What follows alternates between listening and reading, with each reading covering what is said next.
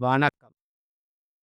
ஜனனி சென்ம சவிக்கிமாம் பத்தனி வில சம்பந்தமாம் பதைபூர்வ புண்ணியனாம் லிக்கியதே ஜென்மக் ஹரியோம் நம பகவதேகாளி பத்திரகாளி ராராவாவா அட்டம் பேதம் குருக்கம் பட்டு சிவாய் நம குருவாய் வருவாய் அருவாய் புகனே போற்றி. காலபுருஷ சக்கரத்தில் விருச்சிக ராசி 8வது ராசி குரு பயிற்சி பற்றி நாம் பேசுகிறோம். குரு இது வரைக்கும் விருச்சிக ராசிக்கு 7 உட்காந்து நல்ல சில சமாச்சாரங்களை செஞ்சார்.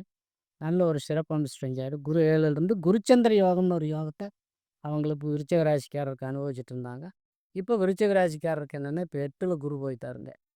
8ல் குரு போய் 12ஆம் இடம்னு சொல்லக்கூடிய அயன சயன சுகம்னு சொல்லக்கூடிய 12ஆம் இடத்தை குரு பார்க்குதுங்க. குரு பார்க்குறது 12ஆம் இடம்ங்கிறது வெளியூர், வெளிநாடு, வேலை வாய்ப்பு சம்மந்தமாக வெளியே போகிறோம். இதெல்லாம் அவங்களுக்கு சுபமாக அமையும்.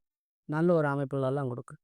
2ஆம் இடம் அப்படிங்கிறது குடும்பம், வாக்கு, தனம். 2ஆம் இடம் இது வரைக்கும் குடும்பத்தில் பிரச்சனை இருந்தவையோ, பொருளாதார நெருக்கடியில் இருந்தவர்களுக்கெல்லாம் இந்த குரு பயிற்சி ஒரு நல்ல ஒரு முன்னேற்றத்தை கொடுக்கக்கூடிய பயிற்சி அமையும். அப்போ 4ஆம் இடம் அதாவது வண்டி வாகனம், சுகஸ்தானம், இதுதான் அவங்களுக்கு ஒரு பெரிய அபிவிருத்தி கொடுக்கக்கூடிய வாய்ப்பு ரொம்ப நல்லா இருக்குது. இந்த குரு பயிற்சி 8ஆம் இடம் அப்படிங்கிறது பெரிய ஒரு மைனஸை காட்டக்கூடிய பயிற்சி தான். அதுக்கு தகுந்த மாதிரி தட்சிணாமூர்த்தி வழிபாடு, சிவன் கோயிலில் தட்சிணாமூர்த்தி வழிபாடு பண்ணிக்கிறது அவங்களுக்கு இது காண சிறந்தது. மேலும் விவரங்களுக்கு தொடர்பு கொள்ளவும். நன்றி, வணக்கம்.